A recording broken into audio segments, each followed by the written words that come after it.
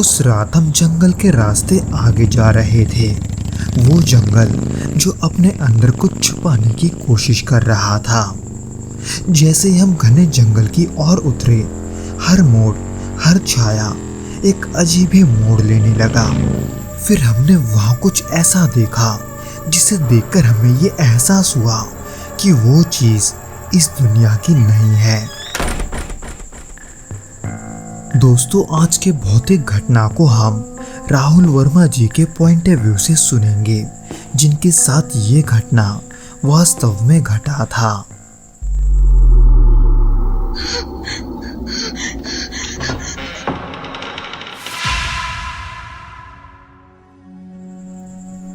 ये घटना आज से कई दशक पुरानी है। ये बात है साल 1987 की, जब मैं और मेरा एक बहुत ही करीबी दोस्त बेंगलोर शहर के कॉलेज में पढ़ाई कर रहे थे। वैसे तो हम दोनों मूल रूप से केरल के एक जिले से बिलोंग करते थे, लेकिन हमारा कॉलेज बेंगलोर में होने के वजह से हम भी वहीं के एक हॉस्टल में साथ रहते थे। मेरे दोस्त को अचानक एक दिन रात को लगभग 11 बजे उसके पिता के तरफ से एक फोन आया।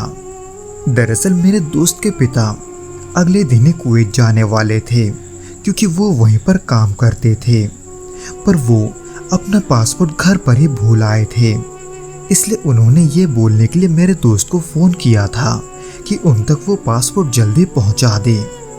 वो उस समय त्रिवेंद्रम एयरपोर्ट में थे, जिसकी वजह से ये काम थोड़ा मुश्किल था, क्योंकि बेंगलोर से त्रिवेंद्रम की दूरी लगभग 850 किलोमीटर की थी और उस समय की परिवहन व्यवस्था उतनी अच्छी नहीं थी।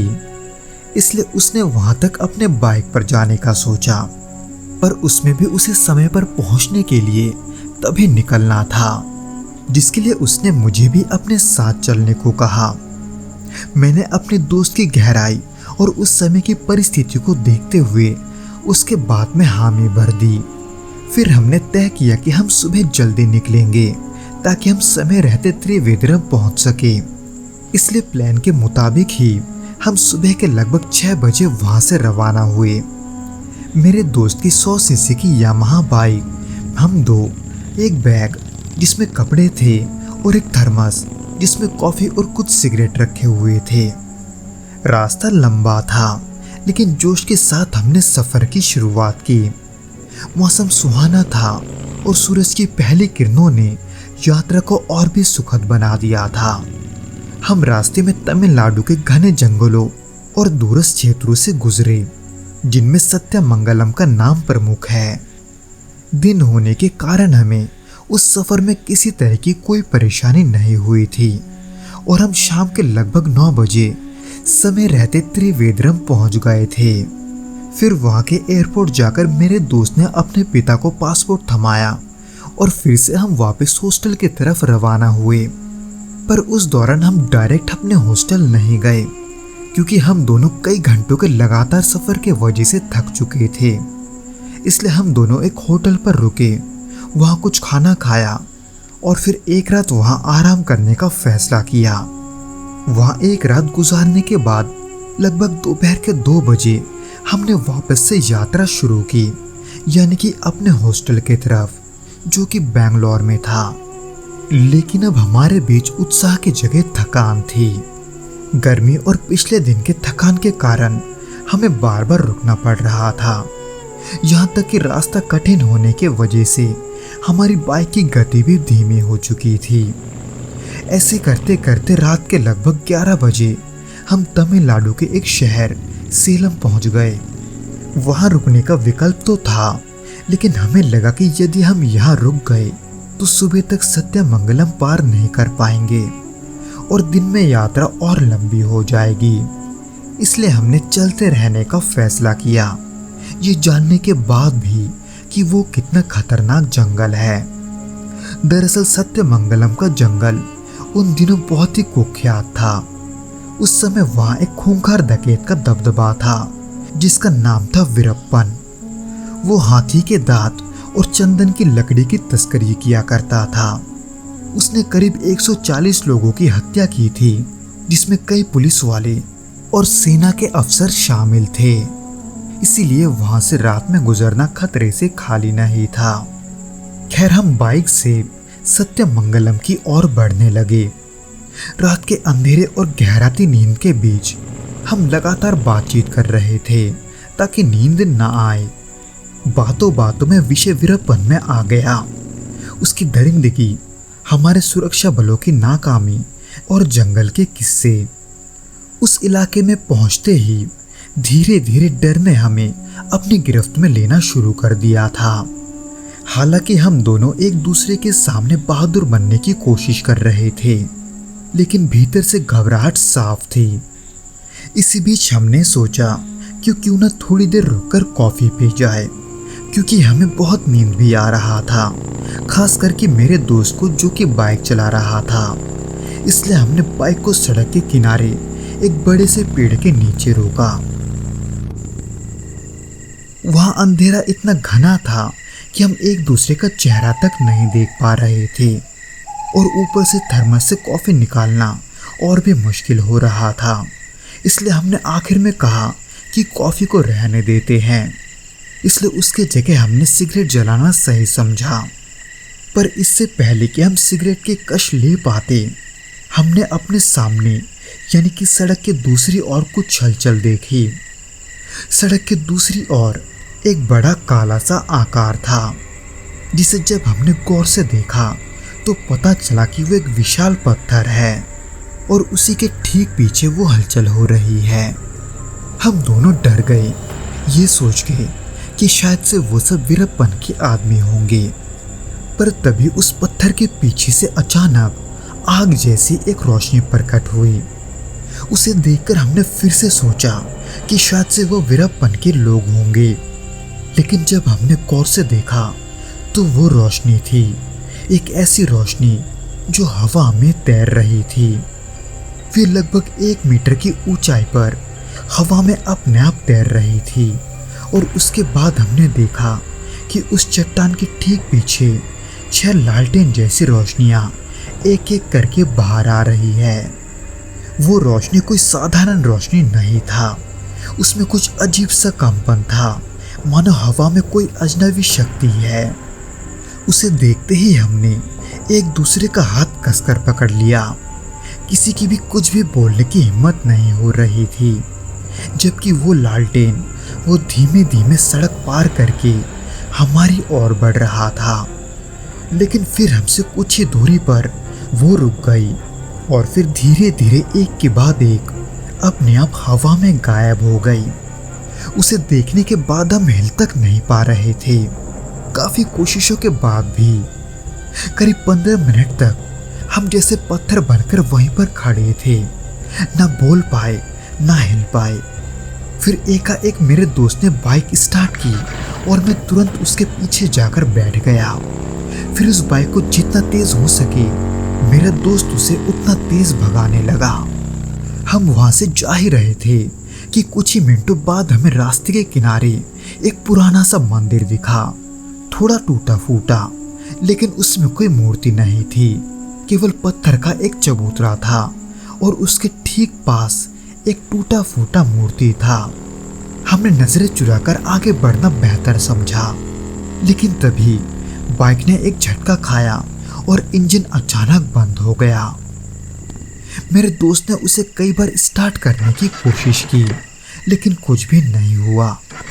इतने में हमें एक अजीब सी महक आई, किसी चीज के जलने की, लेकिन आसपास कोई आग नहीं थी, सिर्फ वो महक और वो आवाजें जो जंगलों में अक्सर आते हैं, झिंगुरों और कुछ रात जागने वाले परिंदों की आवाज। उस समय डर तो बहुत लग रहा था, पर उस मौके पर क्या करें ये समझ नहीं आ रहा था। बाइक थी पर वो भी बंद पड़ी थी। उसी बीच अचानक हमने अपने पीछे दोबारा उन रोशनी को देखा जो हमारी ओर बढ़ रही थी। वो रोशनी लग तो आग जैसी ही रही थी, पर न जाने क्यों आसपास ठंड बढ़ता जा रहा था। फिर तभी मेरे दोस्त ने मेरा हाथ पकड़कर मुझे भागने को कहा। उसे देखा देखी मैं भी डर के मारे उसके पीछे भागा, बिना ये जाने कि हम कहाँ जा रहे हैं। शायद मन में ये उम्मीद था कि रास्ते में हमें कोई मदद मिल ही जाएगा, पर ऐसा नहीं हुआ। करीब 10 मिनट तक भागकर थकने के बाद हम रुक गए। पीछे देखा तो कोई नहीं था और ना ही आगे। पीछे अब हम जा नहीं सकते थे, इसलिए हम आगे चलते रहे, डरे हुए एकदम चुपचाप। पर फिर हमने जो देखा उसे देखकर हम एकदम से सुन पड़ गए, क्योंकि हमारे सामने मेरे दोस्त की बाइक खड़ी थी, बिल्कुल वैसे ही जैसे हमने उसे छोड़ा था। पर यह कैसे हो सकता है? हम तो उसके विपरीत दिशा में भाग रहे थे, एकदम ऐसे मानो जैसे हम घूमकर वही आ गए हो। पर मेरे दोस्त ने इसे एक मौका समझकर फिर से बाइक को स्टार्ट करने की कोशिश की, और जब वो स्टार्ट हुआ तो मैं भी उसकी आवाज़ सुनकर जल्दी से उस बाइक पर चढ़ गया, और फिर से मेरे दोस्त ने बाइक को तेजी से चलाना शुरू कर दिया। करीब आधे घंटे की रफ्तार के बाद हम एक छोटी सी कस्बे में पहुंचे, जहाँ एक चाय की दुकान खुली थी।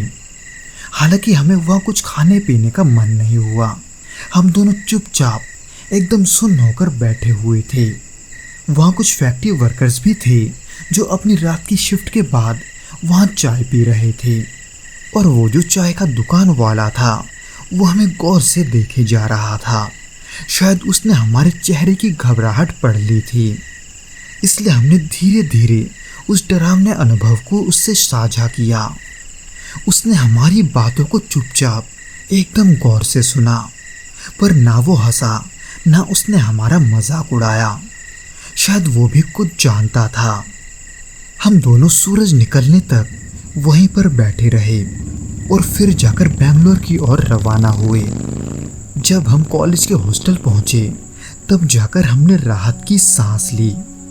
हालांकि हमने वहां अपने दोस्तों को भी ये किस्सा सुनाया, पर उनमें से किसी को इस पर यकीन नहीं हुआ। उन्होंने कहा कि शायद वो हमारा भ्रम होगा। यहाँ तक कि कुछ को तो ऐसा भी लगा कि या तो हम उन्हें डराने की कोशिश कर रहे हैं या फिर हमने कोई नींद में सपना देखा होगा। हालांकि इस बात पे तर्क तो था, लेकिन अब सवाल ये था कि एक ही सपना हम दोनों को एक साथ कैसे आ सकता है। खैर, हम सभी इस बात को धीरे धीरे भूलने लगे थे। पर फिर कुछ ही दिनों बाद हमारे कैंटीन मैनेजर ने जब ये किस्सा सुना तो उन्होंने भी ये कहा कि उन्होंने भी ऐसी ही घटना पहले भी सुनी है। उनके अनुसार कई साल पहले एक परिवार एक सड़क दुर्घटना में मारे गए थे। स्थानीय लोगों का मानना है कि कभी कभी उनकी आत्माएं लालटेन की तरह दिखाई देती है। कई ट्रक ड्राइवरों और रात के सफर करने वालों ने ऐसा अनुभव किया है, लेकिन डर और अपमान के डर से ज्यादातर लोग चुप रहते हैं। इस घटना को हुए इतने साल बीत चुके हैं, लेकिन आज भी जब मैं और मेरा दोस्त उस घटना को याद करते हैं तो रूह कांप उठती है, क्योंकि उस समय जो अकेलापन हमें महसूस हो रहा था और उसके ऊपर वहां के माहौल का डर, वो बताकर बयान नहीं किया जा सकता। वैसे तो हम ये कभी नहीं जान पाए कि वो क्या था, लेकिन ये तय है कि वो एक सपना नहीं था।